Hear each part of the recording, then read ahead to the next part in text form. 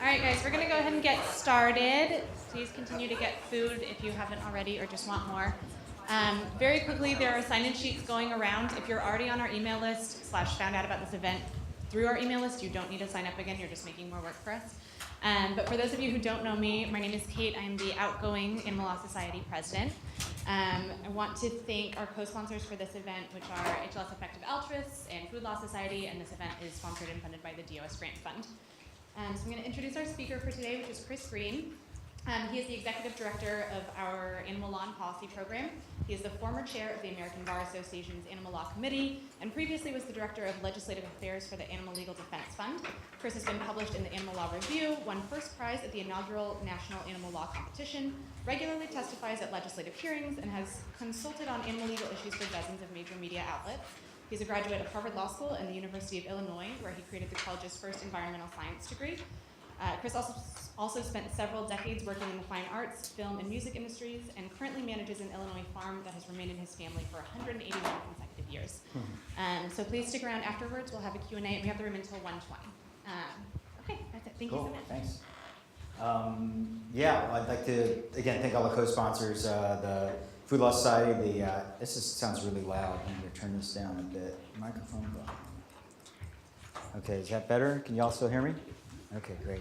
I'd like to thank the Harvard Animal Law Society, the Food Law Society, HLS Effective Altruism, and the DOS Grant Fund. I'd also personally like to thank Kate for being such an awesome leader this past year, running the... We are very, very sorry to see her graduate, but very happy that she will be immediately entering the field upon graduation. So yeah, congratulations and thanks to Kate.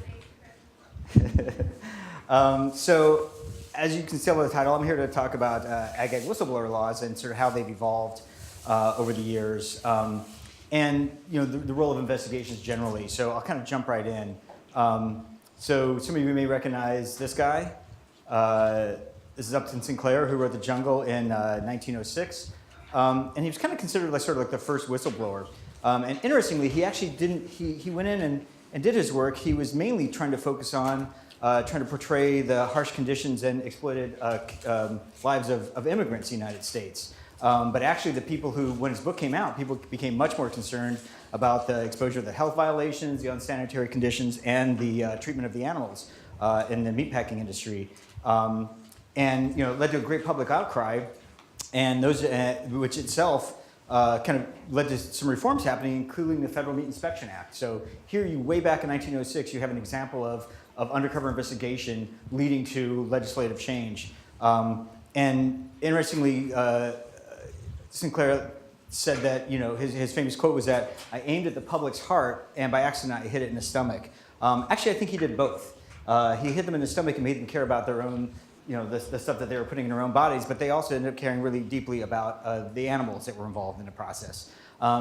Here's a poll from a couple years ago by the ASPCA saying that 94% of Americans agree that animals raised for food on farms deserve to be free from abuse and cruelty.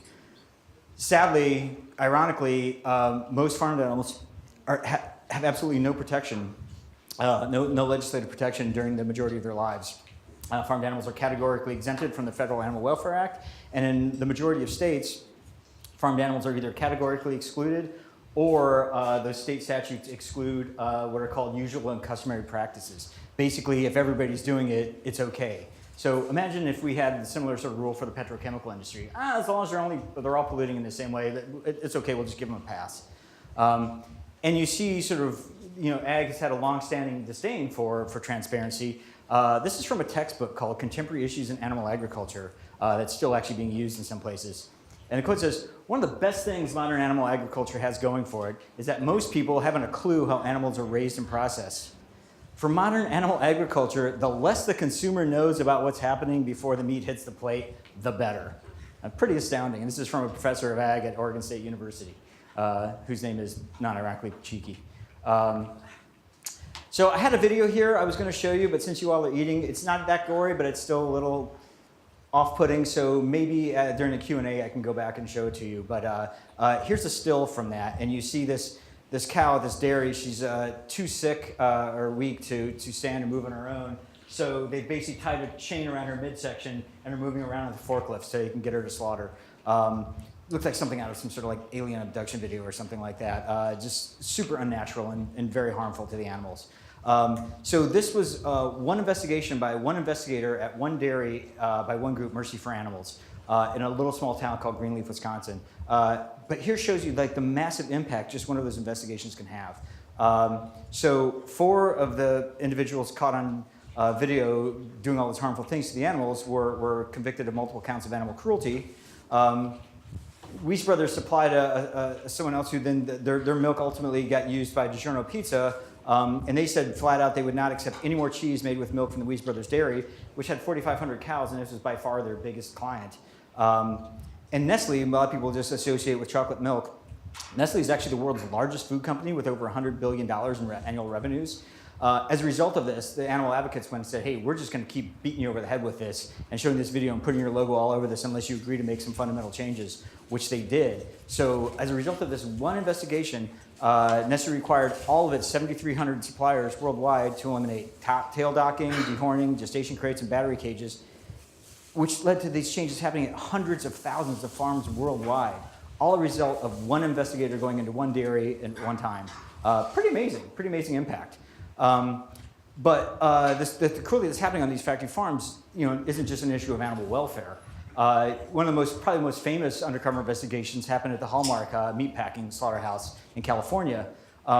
There's an undercover investigation by the Humane Society of the United States that showed workers dragging and using forklifts on down cows that were too weak or sick to walk to slaughter. They were like stabbing them, doing anything they could to get them to stand just so they could kill them.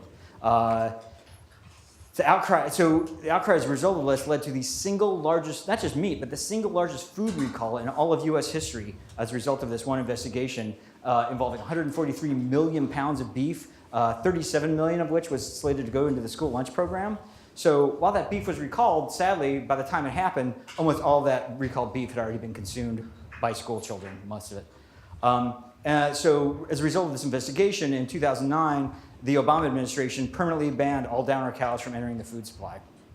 And ultimately, there was a judgment filed against the company for nearly $500 million, which resulted in them going out of business. So again, pretty substantial impact from just one investigation. You have the largest food column in U.S. history, and the company goes out of business. So why is the meat industry so concerned about this? Well, here's a report from Kansas State University that the title of which, U.S. Meat Demand, the Influence of Animal Meat Welfare Media Coverage. And the breakout quote there, as you can see, says, as a whole, media attention to animal welfare has significant negative effects on U.S. meat demand. In the interest of full disclosure, my great uncle Charlie was the chair of both the animal science and dairy science departments at Kansas State University for several decades.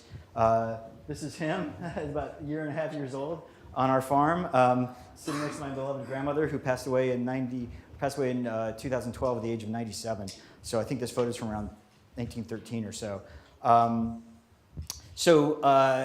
I've been managing this farm for the last 20 years, and saw firsthand as a child the conditions of the animals, and that's what kind of clued me into this at a very young age. And it's really helpful as I'm going in and was doing the legislative work. So one of my main roles at ALDF was going in and parachuting in and trying to help quell and kill these Ag-Gag bills as they would pop up. And so it really helped to go in there and actually have an ag background and be able to say, look, it's allowing these sort of bad actors to continue doing this work that gives everyone in agriculture a bad name. This land was cleared by my great-great-great-grandfather, in 1834. So, I've spent a good chunk of my life there. So as a result, you have all these, big investigations we just talked about, and all these things happening. So you think a more rational industry might say, wow, we're getting a real big black eye because a lot of our members are blatantly breaking the law. We should probably keep them from breaking the law, right? Wouldn't that seem like a rational response? Instead, the industry says, no, what we really need to do is keep anyone from filming us breaking the law. That's what we need to do. We need to just stop being caught breaking the law. So that's where these Ag-Gag laws came about. And Ag-Gag is a term that was coined by the food journalist Mark Bittman. And it's basically an anti-whistleblower legislation designed to criminalize the documentation of cruelty to animals. So it's sort of the perfect description. So the first Ag-Gag laws were passed way back in the early 90s, Kansas, Montana, and North Dakota. And there have been some incidents of sort of like animal research labs, I think one in Madison, Wisconsin, that were sort of broken into and some damage was caused at. So these were sort of a response to that. And they were sort of like, so they had titles like the Animal Research Facility Damage Act and the Farm Animal Research and Protection Act. And they were basically quasi-anti-trespassing laws that were aimed at preventing individuals from just entering these facilities and doing quote-unquote damage. But included in that damage, they criminalized taking photographs and making recordings. So for the Kansas law, for example, you can see, make it a crime to enter the facility to take pictures or video recording with the intent of causing harm to the enterprise. That's a key part. Montana, similarly, make it a crime to take photographs by video or other means. Again, this is interesting, with the intent to commit criminal defamation. Now, for some of the one else in the room might not understand defamation law, like defense of defamation is if what you're saying is actually true. So if you're going in and like physically recording things that are actually happening, it's curious how that might be framed as defamation because it's actually just happened.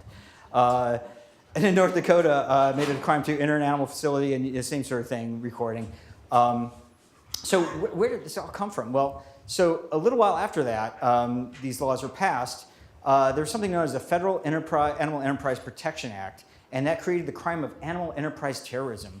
And so they had these sentences, and it sort of basically reframed animal advocates or activists as terrorists. And it was actually applied. It was used to some folks who released some minks from fur farms who were sentenced to a couple years in prison and $360,000 in fines, and prosecuted several other activists as well.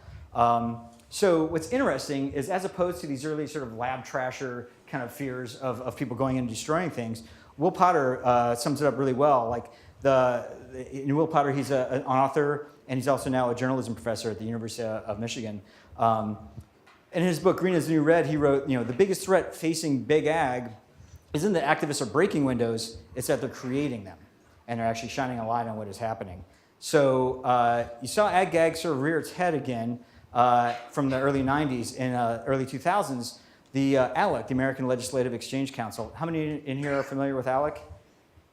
Okay, so they're basically like their own chairman. They're kind of a conservative corporate bill mill that puts out a lot of kind of their own model legislation. Their own chairman referred to them as a very, very conservative organization.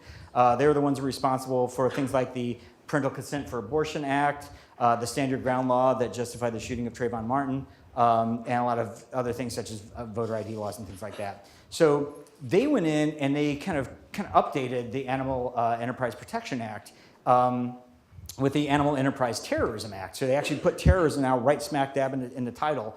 And it was kind of passed through on procedures used for non-controversial bills. So it was really, really frustrating, and signed into law by George Bush in 2006. So in the original model act that I just showed you that ALEC had put together, they created a felony for entering a research facility and recording things with the intent, again, to defame the facility.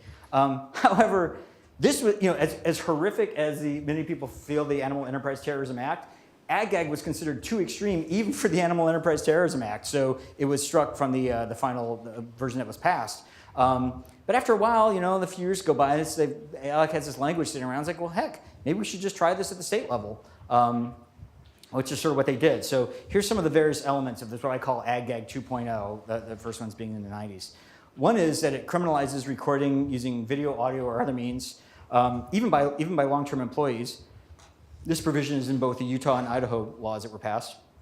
It also criminalizes obtaining a job at an agricultural facility using false pretenses or with the intent to disrupt operations. Again, this is in Iowa, Missouri, and Idaho all have this provision. And this is one of the most insidious ones. It requires quick reporting of suspected abuse within 12 hours or a certain period of time, and turning over all evidence of the person who finds unearths this cruelty. So, that might sound, why this is so insidious is often these are promoted as sort of pro-animal bills, like, hey, we're just trying to stop cruelty. We just want someone to let us know as soon as any cruelty is happening, right? So there's a group called the Animal Agricultural Alliance who is a big proponent of these Ag-Gag bills. And they said that these quick reporting provisions are a big part of their strategic focus. And they borrow language from sort of New York's terrorism concern, saying, if you see something, say something. It's just that simple. We just want to find out about the cruelty. Well, it's not really that simple. Often you demonstrate a pattern of abuse. There's a lot of kind of concern and controversy in the animal protection movement right now over the fact that in a lot of these undercover investigations, the only people prosecuted are the ones actually caught on tape, who are usually really low paid, low skilled workers, many of them immigrants, some of them undocumented. And they're only doing what they're being ordered to do by their bosses, and often would be fired if they didn't. So in those cases, you would want to demonstrate there's the only way you're going to ever be able to prosecute or go after any of the people higher up the chain who are actually directing this activity is if you can demonstrate a pattern of abuse. The Hallmark case that I mentioned earlier led to 143 million pounds of beef. That's a classic example. So HSUS were in there for a week or so. They found all this blatant law breaking. They go to the USDA. It's like, oh my God, look at our footage. You need to go in there and do something about this. USDA is like, we don't really see it. Okay, investigator goes back in. Another week or two of research, comes back with all his footage. Like, oh my God, we found even worse stuff now. Look at this. USDA is like, we just don't really see it. Go back a third time, same thing happens. So HSUS goes public with it. Again, what do you know? Crazy public outright. Biggest recall in US history. And so when you have 143 million pounds of beef being recalled, that's certainly not the activity of a couple bad apples, right? That's so that it was directed. And that's exactly because they've been in there so long and had all this footage, they could demonstrate that. And that's what led to the company being shut down in this $500 million judgment. The example I like to use is sort of like say there's a DEA agent and they're trying to shut down a drug distribution ring. And so you've got this DEA agent who spends months undercover infiltrating this ring. It would be like requiring them to sort of reveal their identity the moment they see like a $10 hand-to-hand drug buy. You know, if that's all you're going to ever see, then you're never going to get the cartel heads or some of the people that actually bring the drugs into the country. So my framing of this is like, you know, if you see something, say something, so we can identify you, fire you, and make sure you don't see anything else. Because often the authorities are connected. We'll have, you know, these are small communities often, and if someone would actually go to the authorities, it would immediately get back to the plant that something like this had happened, which is exactly an instance that I will give you in a second. So of these 2.0 bills, the current tally is that 45 of them have been introduced across 25 states since 2010, the last 9 years. 5 of those states enacted these bills, Iowa, Montana, Utah, Idaho, and North Carolina, but the rest were all defeated, which is a pretty good record. I think, simple math, I think it's like 27-3 if you look at the ones that were, those are the past couple years. So anyway, pretty good record. So now, but there's some other arithmetic I'll get to in a little bit, but the bottom line is currently, as we stand today, there are 7 states that currently have Ag-Gag laws. And this gives you a kind of sense. The ones that are sort of in red are where the current laws are. Color coding there is a little rough, but gives you a sense of where they're located. And Ag-Gag, these bills have certainly been on the decline. So I started ALDF in 2013, which was sort of around the heyday. So these bills really peaked in 2012 when 10 bills were introduced and 3 of them passed.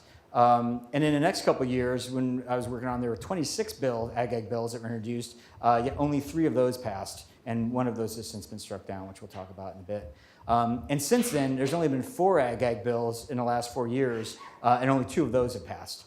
And this just kind of goes to show you the power of coalitions. We would go in there, you had a broad range of different organizations that were all realized that this isn't just a matter of animal welfare, it isn't just a matter of worker safety, it isn't just a matter of human health, it's all of those. So you've got everyone from like Consumers Union to the ACLU to Animal Legal Defense Fund, the Center for Food Safety, Human Rights Watch even. It was a really great kind of progressive coalition that would just parachute in and kill these things. And that reflected sort of the way the public felt about them. If you look, so 64% of people polled said they oppose the criminalization of undercover investigations. And when you dive in a little deeper, it's pretty astounding that that sentiment, that 64%, is completely consistent almost across all these different demographics, you know, age, gender, region, and political affiliation. The lowest ever got to was 58%, but that's pretty astounding. In fact, I would kind of challenge someone to come up with another issue that you could find this sort of consistent uniformity on across the board, you know, political types, region, and gender, and age. And part of this is that it's clear that Ag-Gag laws sort of breed mistrust. As one researcher pointed out, you know, awareness of these Ag-Gag laws sort of erodes trust in farmers and increases support for these animal welfare organizations.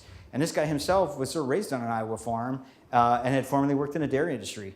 And then there's just ancillary negative media attention. In addition to just the gory videos that come out themselves, people just realize, like, wait a minute, when is anti-whistleblowing is just sort of generally seen as something, we want to go in the direction of more transparency and we want to encourage whistleblowing, not criminalize it.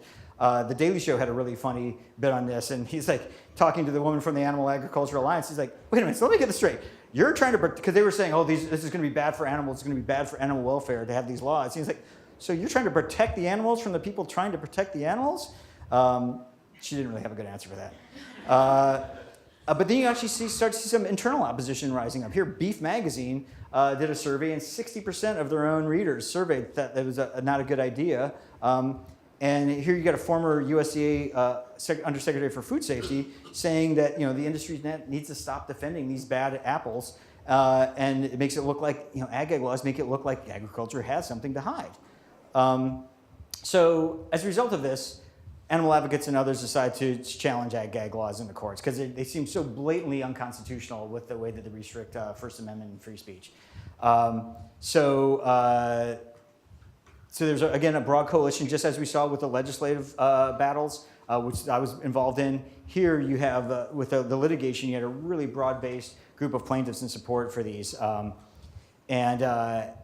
But there was some controversy. There were several organizations, because we had been so successful in the legislative realm and had killed most of these bills, and they were really tapering off as far as introductions. I mean, Wisconsin worked for about 2 years on drafting an ag bill, and it's obviously one of the biggest dairy states in the country. I didn't see drafts of it, heard all this scuttle around it, and it never, ever got introduced, which is pretty amazing. I mean, they had spent a lot of time and effort on that.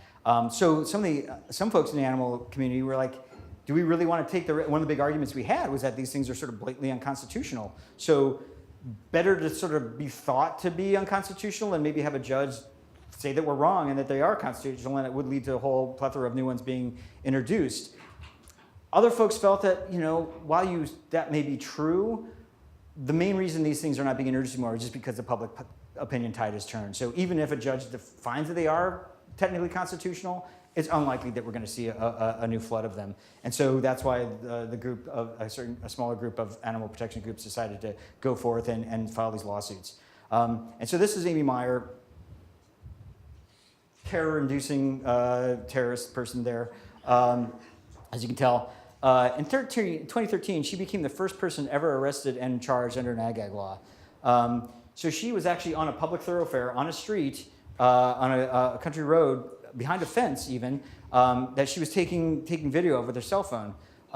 Turns out that slaughterhouse happened to be owned by the town's mayor, and so cops were sent out, and even though she was standing on the public street behind a fence, she still was arrested and charged. Ironically, her actual local state legislator was one of the most vocal proponents of an ag law and said time and time again, like, this is only going to be used for the hardcore animal rights terrorists. It's never going to be misapplied. And here, one of his own constituents is the first person hit by it. And here you can see the distance she's filming from. This was a downer cow that is too sick, again, too sick or weak to walk on its own, so it's being shoved along with a forklift.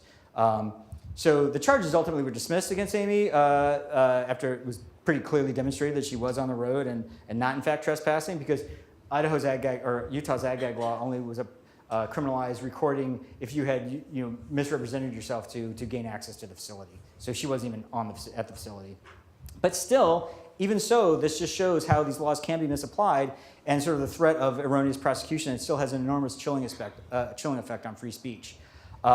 So as a result, now that you actually had an example of it being misapplied, the Utah Ag-Gag law was challenged in 2013. And you can see the various array of groups here. Animal Legal Defense Fund took the lead, followed by PETA, Counterpuff, Will Powder, who I mentioned, the journalist as well, because he felt that it impinged his ability to sort of write about what was going on factory farms. So I'm not going to go super deep into the specifics of the lawsuit, the constitutional challenges, because really good news to announce here. The lead attorney on all of these ag suits is a guy named Justin Marceau, who's a HLS alum, and he is a professor. He actually has the only endowed chair in animal law at the University of Denver. Professor Silt will be on leave in the spring to work on her book, Halal Animals, and so as a result, Justin's going to come as a visitor and teach our animal law class in the spring. So it's a really great resource. So hopefully he will be able to come. We're going to have him do a talk, diving in much more deeply into all the nuances of the constitutional arguments. But real quickly, First Amendment, overbreadth and content and viewpoint-based discrimination. So if an otherwise permissible statute it might be invalid if it's so overbroad that it sweeps in other core protected speech. Content and viewpoint. So some of the quotes, it's so great because these legislators just can't help themselves. When they're passing these laws, they're just so angry that they just say exactly, they just reveal their actual feelings, which is wonderful. You don't even need to get them to share. So some of the quotes from when the Utah law was being passed says that these are, quote, national propaganda groups trying to change the way agriculture is done. Quote, you have to look at what someone is trying to accomplish by taking a recording. So that clearly references their disagreement with the message and their desire to stop the effects of such speech and that it has in contributing to the public discourse. Another element being challenged as unconstitutional was 14th Amendment under due process and equal protection. So again, animus-based motive. So again, some of the language that these legislators were using, they were calling these animal rights folks terrorists. They said, quote, we're going after, quote, the vegetarian people who are trying to kill the industry. And my favorite of all, they kept referring to animal protection advocates as jackwagons, which none of us were quite sure what it meant, but it sounds like animus. It sounds like animus to me. You know when I see it. And one of the last challenges was under the Supremacy Clause, preemption under the False Claims Act. So the False Claims Act is a federal provision that protects the U.S. government from fraudulent claims. In this instance, specifically, sale of beef, inducing them to purchase beef that has not been processed safely and humanely according to law. And so that was actually the big claim in the Hallmark case that led to that $500 million judgment, was all primarily under the False Claims Act because they were selling that beef into the school lunch program. So here you've got the government buying all this stuff, thinking that it's okay when it's not. So how this proceeded, Judge Shelby is one hearing the case in Utah. He's actually quite conservative, but interestingly, 5 months after the lawsuit was filed, he struck down Iowa's anti-gay marriage law. So that sort of we voted that as a positive thing. So the first, I don't know how many of you know how sort of litigation proceeds, but you've got a law, it gets challenged. The first step is that the defendants always file a motion to dismiss, basically saying, this lawsuit is so baseless, we don't need to go through the hassle of holding a trial. You can just dismiss it based on, because the other side hadn't even stated a claim that's valid. So that's what happened. Interestingly here, Utah almost spent most of their time challenging the procedural standing stuff. They didn't really go into the merits all that much and didn't discuss the First Amendment claims at all. This is sort of a classic example of bad government lawyering, because if you don't challenge it, then you didn't challenge it. So this is what's going. So the judge dismissed this and said, no, we think this case is certainly strong enough to proceed. And actually the language he used on the standing was fantastic. I mean, it really gave a super solid basis for which to proceed and that could be applied in other places. So while this is all happening, Idaho decides to pass an Ag-Gag law.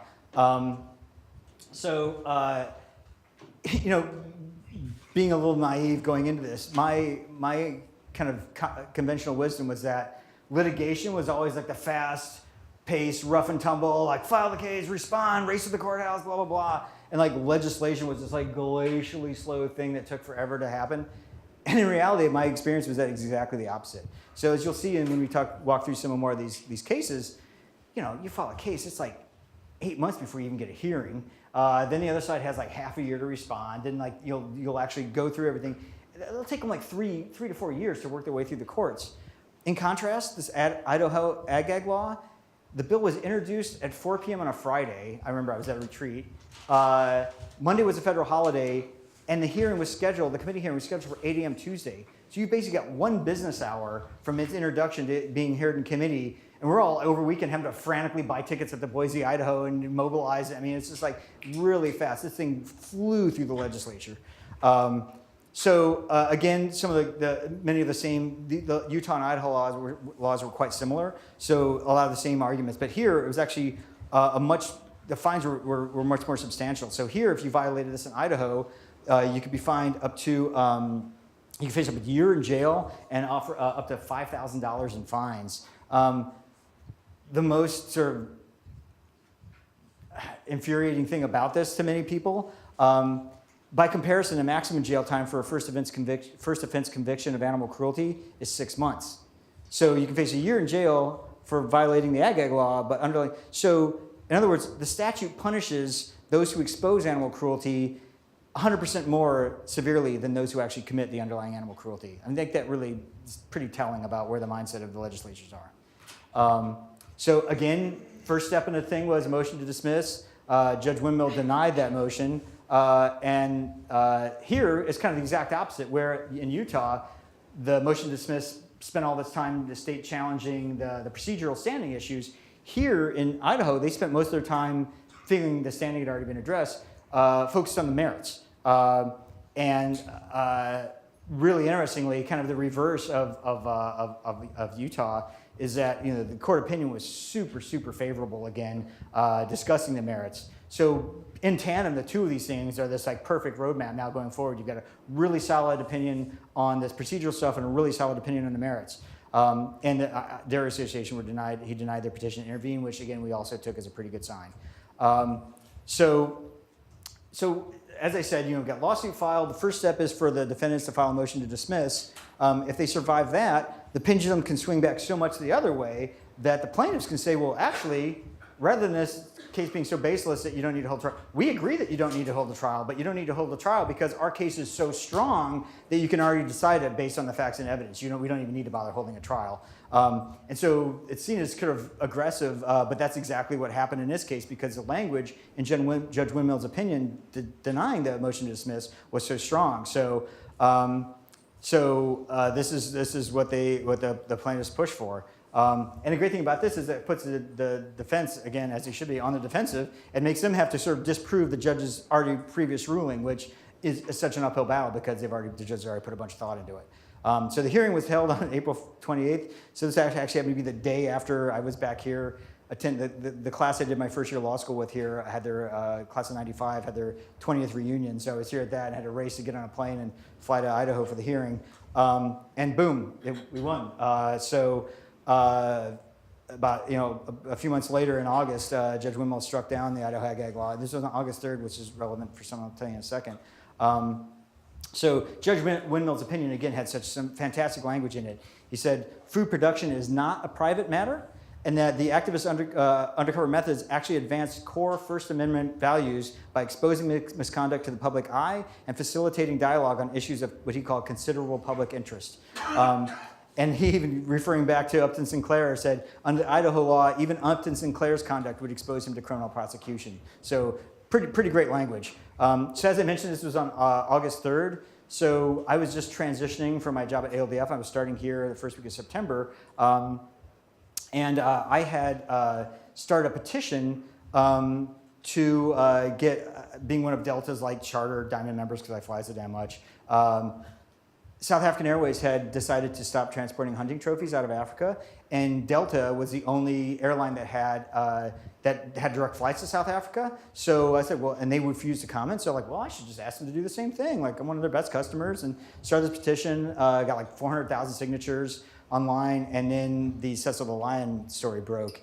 And Cecil the Lion, the dentist who shot him, anyone remember where he's from? Idaho.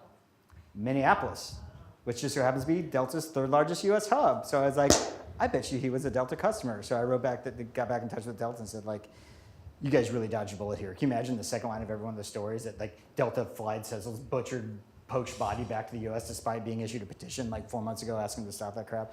So anyway, so we got an email. I think it's like one of the only fist pumps I've ever done in my life. I was sitting there, I got a call like, check your email, check your email, check your email. And Delta's like, okay, we're just giving you a heads up. So this happens, and within 24 hours, both United and American Airlines decided to do the same. So already pretty busy news day for our media folks at ALDF, and then the Judge Windmill's decision comes down, striking down the first ever Ag-Gag law. So yeah, it was a pretty good day for the animals. But sort of adding expense to that embarrassment, the thing with these constitutional challenges, that if you get found to have violated the Constitution, you have to pay for the other side's attorney's fees. So here you've got $250,000 that not only the state of Idaho have to pay from using taxpayer funds to prosecute these cases, but defend against the cases, but they actually had to pay all the fees to the. So great, right? We won. Awesome. Cool. Not so fast. So Idaho appealed the Ag-Gag law, even though Idaho's only attorney general recommended against doing so. But the governor was under such pressure from the Idaho dairy industry that Governor Otter ordered the AG to move forward regardless. Sound familiar? Anyone with attorney generals and executive branches these days? And it was rumored that in order to fund this, because they'd already expended all the money they had allocated, that Governor Otter actually had raided funds that were allocated for unfulfilled state jobs in order to finance the appeal. And so the appeal then was heard before the Ninth Circuit, and again, pretty good ruling. So a little while later, January of last year, Ninth Circuit struck down most of Idaho's Ag-Gag law. And actually, a lot of animal advocates were really happy that the Idaho Ag-Gag law was appealed, because then now you've got sort of enshrined in an actual appellant opinion a lot of the concepts there. So here's some of the things that they said, the good parts. And this thing is a very key part. This was something that was really kind of a new issue for the Idaho case. Said the very act of recording is itself an inherently expressive activity. That's something that had never been that clearly delineated before. Like, is recording itself actually speech? But the court went on to say, yeah, decisions about how you would make recordings are themselves expressive in the same way that the written word is, or a musical score. The court went on to say that Idaho can't prohibit people from gaining access to a farm through misrepresentation, particularly since the state already criminalizes trespass. And here's the language that they used, saying just how overbroad it was, that the overbreadth was, they called it staggering, and said that it was specifically targeted at speech and investigative journalists. Let me go back here real, see if I have, there's some great language again in Idaho. Well, I'll go back to it. But the Idaho language is the same sort of thing, the language they used on the animal side. They refer to animal protection as like invading marauders coming down from on high to like destroy agriculture as we know it. And it's like, at the time, not exactly the way I would envision myself when I would wake up in the morning, but I'll take it. It sounded great, but yeah, it was pretty funny how these folks just can't help themselves by using this language. And again, that's what really gets to the fact that it was very clearly, specifically targeted at speech and investigative journalists. So again, pretty great. We won, right? Well, again, not 100%. So there's a slight caveat. So the Ninth Circuit, even though they ruled in a majority of what we were asking for, they found that two provisions of the Idaho law still should stand. One was using misrepresentation to obtain records. The other was using misrepresentation to gain employment if the goal was causing harm. And so that's a little vague. But it's pretty narrow, though, because the Idaho law requires specific intent to inflict actual damages beyond emotional distress. And that's something that would likely be very difficult to prove, what someone's specific intent going in was. So again, still looks pretty good, right? Well, again, before we get too celebratory, Ag-Gag 3.0 happens. So you've got the first ones passed in the early 90s, and you've got this wave that happens around 2010. Now, in 2015, states like North Carolina had tried to, in fact, one of my first-year classmates was at the reunion with me, Josh Stein is now the Attorney General of North Carolina, and we were talking at length about this as I was about to fly to the hearing. And North Carolina had tried to pass a couple Ag-Gag laws like 2 or 3 years in a row, always failed, could never get it through. So then they said, well, maybe the problem is that it's like clear that we're targeting agriculture. So they passed this broad sweeping thing that says, it's called, I can't even imagine what the acronym for this bill is, but as you can see, it's primarily focused on property owners and just about granting, keeping private property rights intact and preventing anyone from trespassing on your property. And so agriculture isn't mentioned anywhere.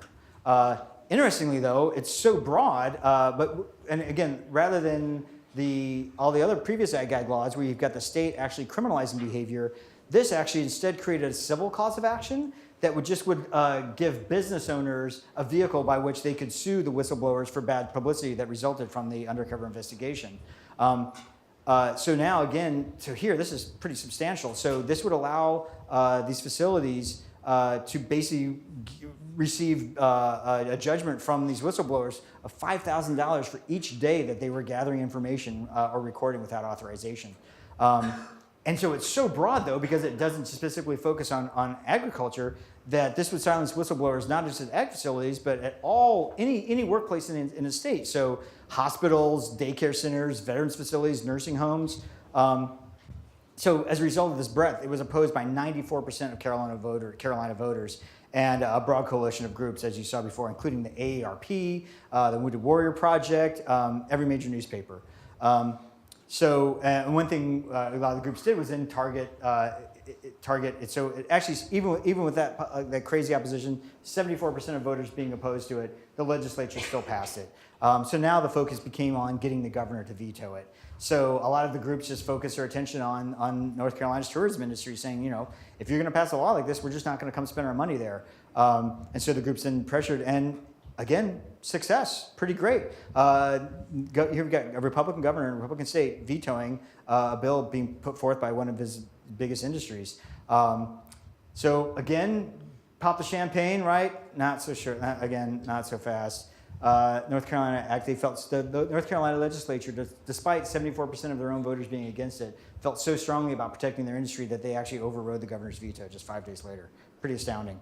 So this sort of sets a problematic precedent that it's proven successful that you can get laws like this through, again, where North Carolina could not pass an Ag-Gag law for 3 years straight.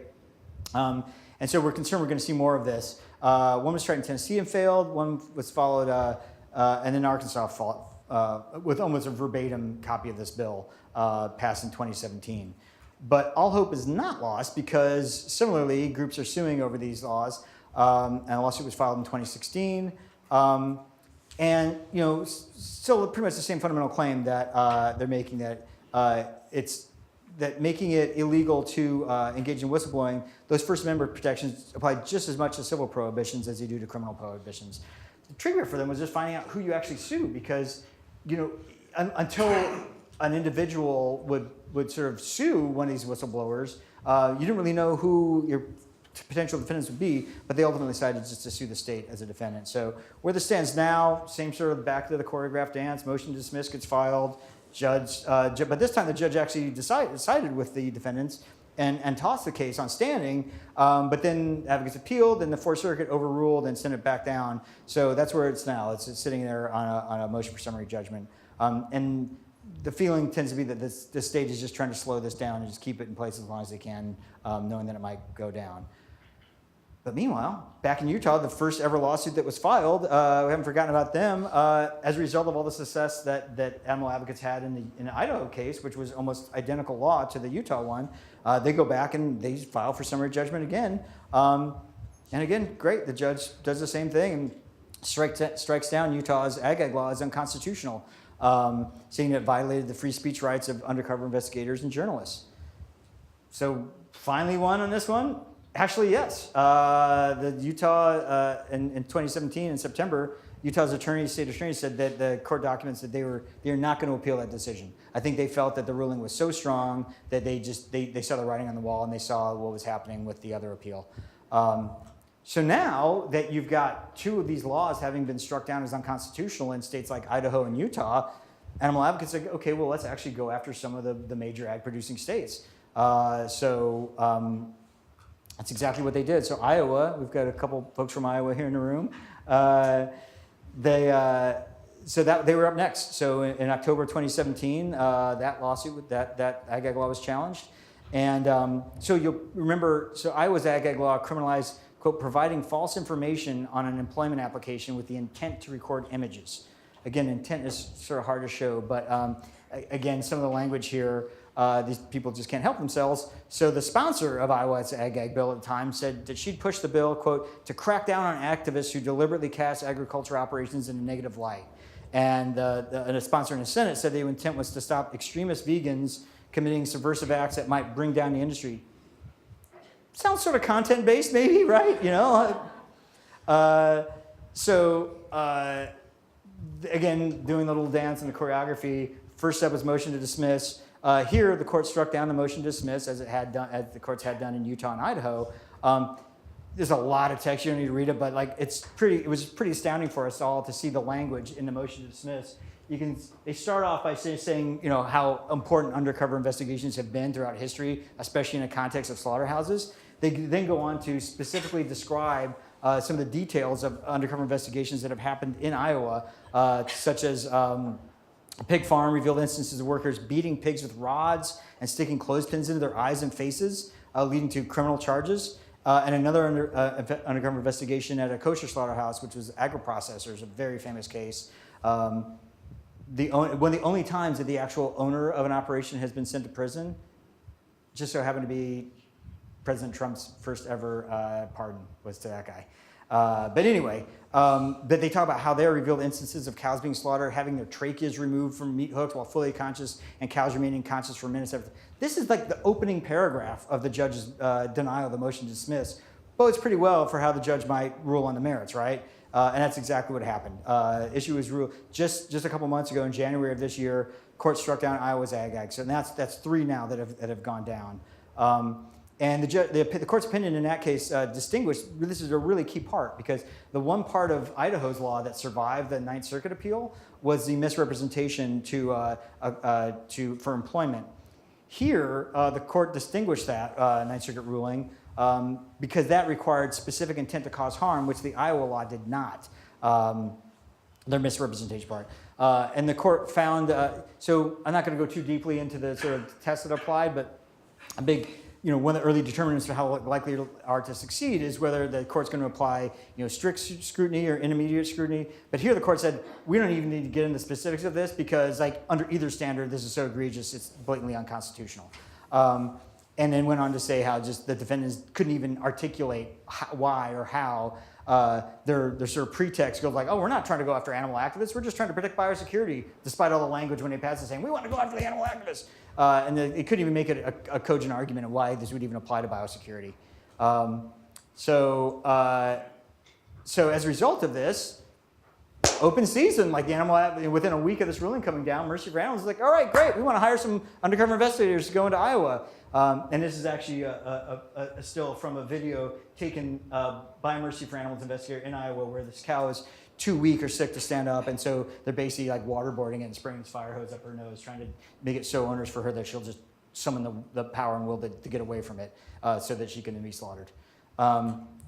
So again, is it time to celebrate yet? We won again. You ever seen the news, right? Not so fast.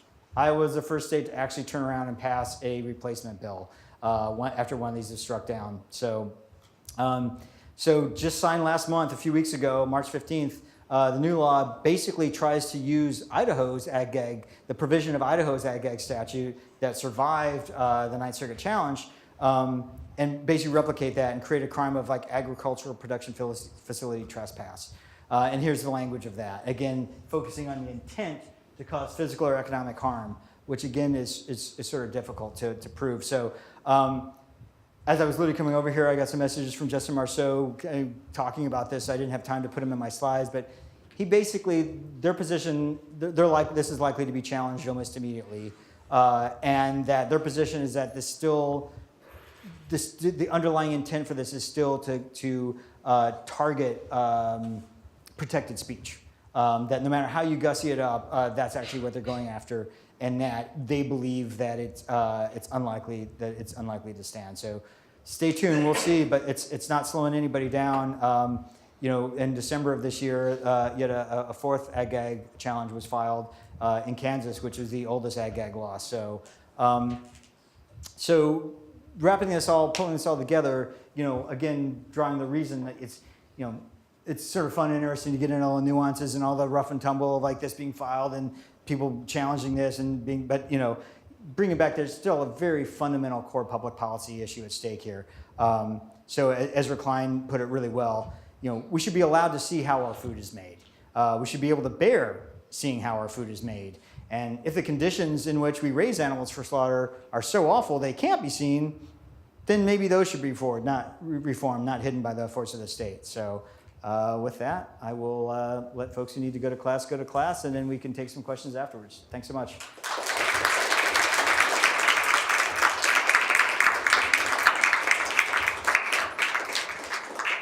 Man, 77 slides in about 45 minutes. That's a pretty good record.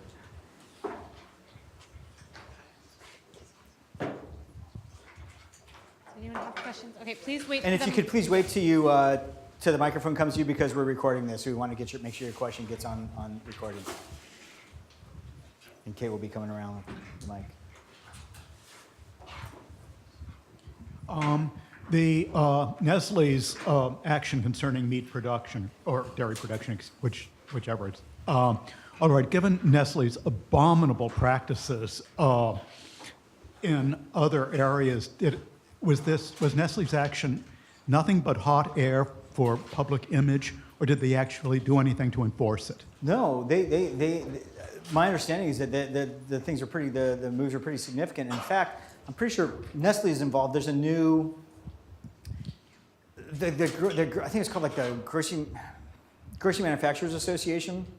It was a large trade group that included a lot of large food companies, and they had a big splintering. And there's a new group with like Unilever, and I'm pretty sure Nestle and a few others that are kind of this sort of sustainable producers coalition or something like that, and they are actually really out front, really pushing hard on issues of climate and other things. So I think they get it. I think they see that this is where their consumers are, and they're trying to sort of meet them where they find them.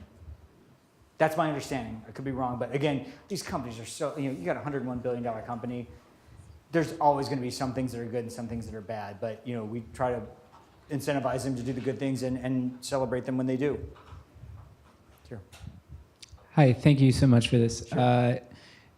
I don't know how specific you want to get, if it's just a question and answer, but I'm just curious if there's like a good SparkNotes summary on how groups like PETA and ALDF were able to get standing. Was it just that they were themselves directly harmed by the policies, or yeah, well, in many of those cases, so they actually had a solid plaintiff as well. So you've got Amy Meyer in the first case. I think a big part of it is, as I've just, my travel bill alone, those couple of years at ALDF of me having to fly over creation, trying to play whack-a-mole and pull these out. I think it's the sort of I can't remember what the term is, but organizational standing, where you can show that an organization is diverting resources away from its core mission in order to address these things. That usually gives standing. Kate probably knows better than me, though. Where's Delcy when we need her? Thank you for the talk. I have a similar case. That's a nursing home. When you go into a nursing home, you see all those issues. Sometimes you witness incidents which is unsafe to patients and to your parents or to your relatives. Then you say unsafe issues to other patients as well. Further, as time goes on, and you say unsafe issue to the staff member violence. So very unfortunately, the nursing home administrators did an opposite, gave you a trespass warning. Yeah. So they trick you, let you in, then they call the police to arrest you. So a trespass warning, so put you in a criminal battling. Yeah, that's what was so interesting about the Idaho law and compared with the North Carolina law. So in Idaho, they very specifically said that they only were targeting agricultural facilities. That any one of those others were. You could still go into nursing homes, you could still go into other places and do the sort of whistleblowing. So it actually worked in our favor because it showed that they were very specifically going after a particular viewpoint. Whereas in North Carolina, it was everything. Any sort of private enterprise or private business, any sort of whistleblowing, even by long-term employees, was you could then go after them civilly. I'm going back trying to find the Idaho information here. Next, oh, hi. Yeah, I'll jump to this here. Oh no, that's not going to work. Sorry, go ahead. Okay. So thank you for this, Chris. It seems like there's a lot of different battles going on. So there's the battle in the courts, there's the battle to pass all this legislation at the lawmaking level, and then there's this narrative battle. So you have these parties trying to control the narrative. Mm-hmm. And the undercover investigations, they really disrupt whatever narrative that the industry is trying to put out there, and in a really powerful way, which the aggressiveness of the legislation sort of belies how effective these investigations are. And my question is, because the the industry is trying to control the narrative here, and it's getting very desperate about it. And so something that sort of goes against their attempt to control the narrative is the very thing that they're doing is kind of revealing that, or like you say in the presentation, it makes it look like they really have a lot to hide. Yeah. And so I'm wondering if any part of the industry has sort of, you know, realized how bad this makes them look, how counterproductive this is, and gone the other way of, you know, being more transparent and saying, oh, hey, you know, we're gonna open the doors. Like, has anyone taken that tactic? Some have. Some have announced that they're going to be putting in cameras in their own places that can be accessed. A few have. And very interestingly, so I don't know how many of you are familiar with Timothy Patriot's book, Every 12 Seconds, where he's a I think, political science PhD. He was working at Yale. As part of his research, he worked undercover at a slaughterhouse. And he wrote this book that just talks about how the physical design, it's called, like the subtitle is like the politics of sight, and how the physical layout of the slaughterhouse itself mirrored the way that we deal with it societally. Like no one actually, the way the cows went behind this double wall, so no one actually saw the moment that the cow had its throat cut, and that the responsibility for that was sort of dissipated amongst enough people that no one really felt individually responsible for killing the animal. And that there was two sides. There was like the pre-hide side and the post-hide side, which is where most of the contamination is likely to come from the meat. And they're called dirty and clean. So there was like a dirty men's bathroom, a clean men's bathroom. Those folks weren't even allowed to have lunch with each other. There's this sort of divide. So his whole thing was just that, like, you know, again, you hear the common idiom that, you know, if slaughterhouses had glass walls, everyone would be vegetarian. Well, he sort of has rethought a lot of that. And I know something he's working on currently is a little not for public consumption necessarily, but I'll just say that there is a place in Indiana next to where I have a home in Illinois that basically is sort of like a factory farm amusement park. It's a large scale farming operation that has all these billboards, and it has something like 600,000 visitors a year. And by like hyper exposing everything they're doing, it sort of normalizes it a little bit. So that's something I think some folks are looking into, and makes sort of, and there's a lot of, I think in another thing is mentioned in like Germany. I think you can look at a camera and pick like the pig that you want slaughtered, and then you will order the meat, and you will get these packages that have the picture of the pig's face on the thing, and it's so there is some concern that, like, you know, it's not just a matter of keeping things hidden, that if you actually like make them sort of hyper visible, that it may have a similar normalizing or dissipating effect, sort of like lying in the federal government has lately. Once everyone starts doing it, it just ceases to become something that's a problem. But yeah, thanks for the question. Hey. I'm wondering about the kind of financial side. Like, it seems like these companies take a big hit, you know, when they're exposed. And like you pointed out, one way to avoid that would be just not to engage in these kind of practices. So are there studies showing that would just be so expensive for them that this still makes financial sense, or are they just kind of being stubborn? Like, what's the deal there? It's all about money. You hit the nail on the head, but it's not the way you would think that the word is so expensive. It's all about just trying to squeeze as much productivity as you can out of every second. So line speeds are a huge issue. When you've got these line speeds where you're expecting these workers, and you say that, you know, these companies, but these companies are you know, really stratified. So yeah, maybe the people at the top that are, you know, these execs at Nestle who are getting this black eye from all this stuff realize think it's horrible, but there's 50 links in the chain between them and the actual people who are handling the animals in the ground. And all those managers have these sort of numbers to meet for their bosses.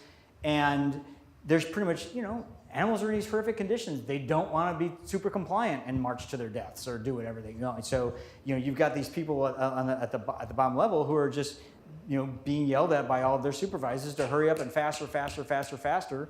And when you're, you know, barely making a living wage, and you've got all this pressure on you, and all of a sudden this sow decides she doesn't want to comply and go into the shoot you want to go and do, you're going to get angry at her because she's actually getting you in trouble with your bosses. And so it makes, I don't know how many of you were at our Animal Law Week. We had a national undercover investigator named Pete come describe this exact thing of how otherwise decent people that he worked among would do these really horrible things because they're worried about their income, they're worried about losing their job, they're worried about putting food on the table for their family. And if some animal disrupts that and gets in the way of them meeting their quota, like they're going to react negatively, and usually that often results in violence on the animal. So yeah, that might really infuriate an exec at Nestle, but all you can do is hope that some of these operations learn from example, and like Weiss Brothers and these other ones that are going out of business because they're caught doing this stuff. Any other questions? Hold on one second, we gotta wait for the microphone.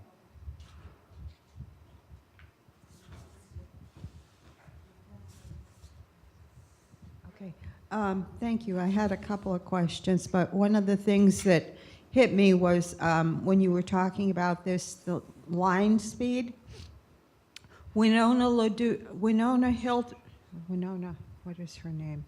I forget now, but she runs Food and Water Watch, and she wrote a book called Foodopoly. Uh-huh. And in it, she said that Clinton was the one who actually increased the line speed. It's across the board. He There's- decreased I mean, they're doing it the now. meat I mean, inspection. And what they do is they push the meat through faster. It's not through any one individual. Like, it's something that industry is pushing for every second of every day. Right now, just in the past couple months, there's been a lot of there's this system now where different facilities, especially pork facilities and chicken facilities, can get waivers even from the existing line speeds that they don't have to comply with them. So it's not any one administration. They all are pretty much equally as bad when it comes to the treatment of farmed animals. Oh, okay. And then they hit the meat with irradiation and trisodium chlorate to actually make up for the fact that you didn't get all the tumors or you didn't inspect it properly. What my real question, what I was going to originally ask was, is this a part of the green scare?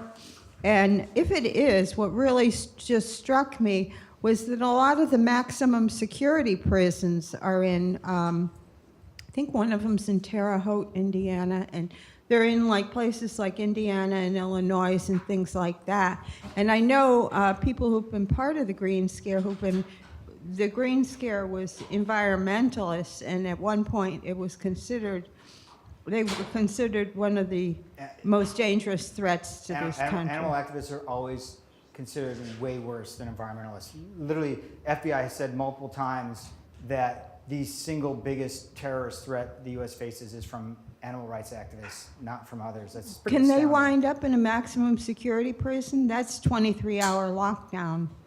Yeah, I'm not sure. I know that one environmentalist, he did because he was speaking with his lawyer. Yeah. Thank you. Okay, thank you. Any other questions?